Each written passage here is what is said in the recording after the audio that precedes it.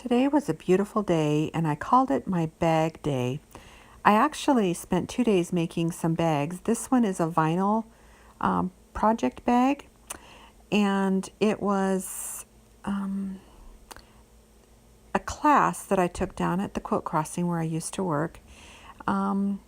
Jane Sparrow, who also works there, is a good friend, and she made up this pattern. And I took this class, and it was well worth the investment of my time and money. The only thing I would recommend when you make this bag is that you really should have a Teflon foot for your machine. And you can see I was using some red Wonder Clips. I will leave all the measurements and that for you, not below, but I guess what I would like to say is that you really should get this pattern because it is copyrighted. I will leave that up to you to purchase her pattern. It's called Practical Project Bag, and it is well worth the investment and the time to learn how to do these. My Bernina has a knee lift, and that really made it handy when I was trying to work with the vinyl on these bags. Here in a minute you will see that I added my first piece of vinyl. This bag is a series of seams and then top stitching, and then another seam and top stitching so that it all lays flat. The wonderful thing about these bags is because they are vinyl, you can see through them. You can use them for art supplies, you can use them for quilting supplies, you can use them for knitting, and then based on the type of fabric and the theme of the fabric that you use, they can be highly personalized. I have probably made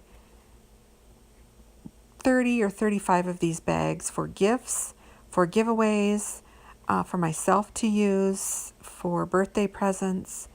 They are just wonderful, and everybody that I have given them to or made them for has really, really loved them. It consists of 3 pieces for the top. The zipper is a snap to put in. Very easy instructions for that zipper. A lot of people shy away from zippers, and there you can see the top stitching. But zippers to me used to be a challenge, and once you do 1 or 2 of these zippers, they're really nothing at all.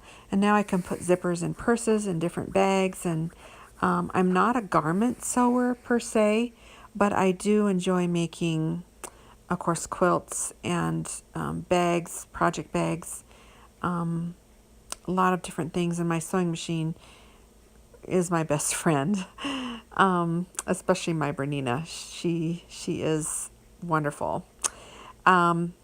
You can see there I added my first piece of vinyl, and I'm adding the bottom. I've sped this up about 2 times and cut out insignificant parts, but really all it is you're adding to the previous piece a seam, and then you're top stitching it. With your Teflon foot on, this is where I'm sewing on the side to enclose the bag.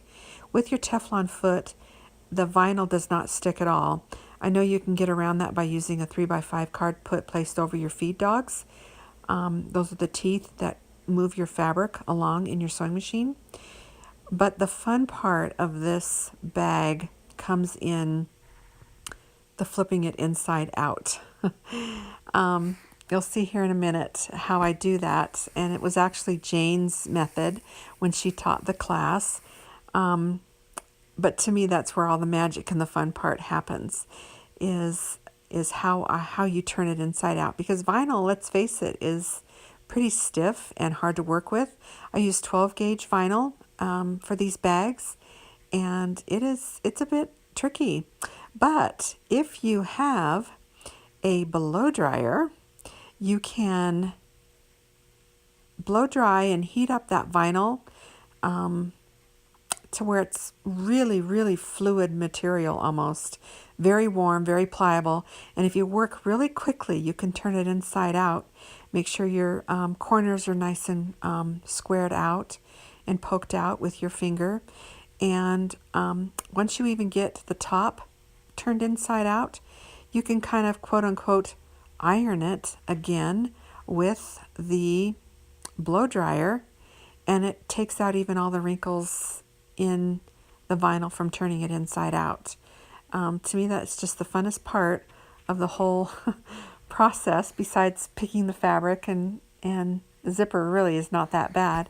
But anyway, once you're done, you have a really crisp, clean, clear vinyl project bag that you can put things in and see easily. Here I made several. These are just a few that I've made over the weekend. But I do like making these vinyl project bags. The other bag that I make here, you're just going to see the very end of this. They're called the Squishy Project Bag. I believe it's from Confessions of a Homeschooler. This pattern was a free tutorial on YouTube, and there was a downloadable pattern per se where you could get the measurements. But this bag I love because it's perfect for my knitting. It has a boxed corners. It has a boxed bottom. And you'll see what I mean by that here in a moment. As I turn it inside out, it's not just a flat, it's more three-dimensional bottom that I really, really like. It's a very nice tailored finish. It looks just very finished, very complete, very tailored. It's a very nice bag for really anything. I've seen some women make them for their kids as Legos, or anything that you want to pack along. You could probably make an insulated one for a lunch bag, but they were super fun to make also. I keep my knitting in them. And then this one I was making to take to a group of people that I knit with, and I put a progress / stitch marker on the zipper pull for a zipper pull. And here are all 6 of them all done. The first one is mine. I made it for myself, and that's the little stitch marker that I made with it.